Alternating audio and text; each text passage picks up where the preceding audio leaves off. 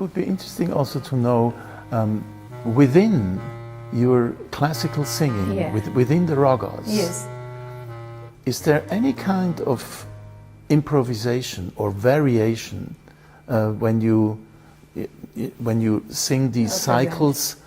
You know, because in jazz there is it's all about improvisation at a certain point. How much improvisation, or let's say variation, is within your traditional Indian singing? I think this is one thing which both are same. I mean, Hindustani classical music is all about improvisation. And I can say that people who are much exposed to the Indian classical concerts, they know it's all about improvisations. And when I said I grew fond of jazz music, this is the reason why also I liked it. As I went and hearing, I found a lot of improvisation, and there is the similarities. And then only difference I can say is like jazz is sometimes really abstract, and we know we have this very strong rag concepts. And rag have certain rules, regulation, mood, time of singing. When we present the raga with the improvisation, we have this little or big limitation, or we can say a challenge, that you do everything, but this is your boundary. Don't go out of this. But you need a trained ear, I think, to hear the variations, the improvisations. Yes, absolutely. I mean, you can. I think that's the first thing anybody has to learn. So talking about the compositions, I was wondering, now that you compose for our band, how do you do that? I mean, you're in front of a blank paper, and then what comes to your mind first? Is it a raga, or is it an idea completely outside of what you're usually doing?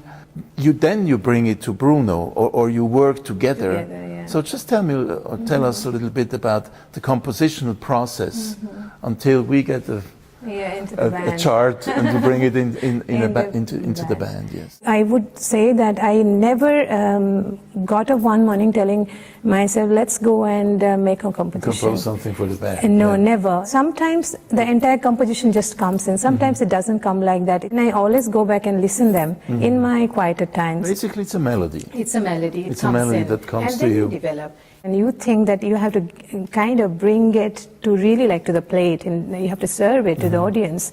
You have to think about everything, the rhythm part of it, the melody, and whatever envelops. So you also put chords to it? Luckily, Bruno has exposure to ragas. And then more or less, rhythm part I always do it. Probably we take a lot of time developing for the band. We also discuss about what does it says, because when you are having a composition, there is a story. You cannot just abstractly bring in the music and it will never justify. So more or less I'll be explaining what the lyrics says and what is the mood of the raga. And for example, Piya from Tarana, how it came out, it's beautiful now. But you know, the rhythm wise it's different. And then there are this vocal parts also different. But then there was a very strong emotion behind it. And it is a morning raga. It is in a raga called Bilas Khani Todi. You announce that to the audience too? Normally. That would be nice, because normally. You know, if it's just Piya, no, it will be not good. The story behind it. It would be great to, we want to do that always and try to explain a little bit whatever is possible within the time frame. Jazz. I know, from a listening point of view to doing it directly, two different things altogether. But we are doing it. Hopefully we're doing it good, we're happy if we enjoy it.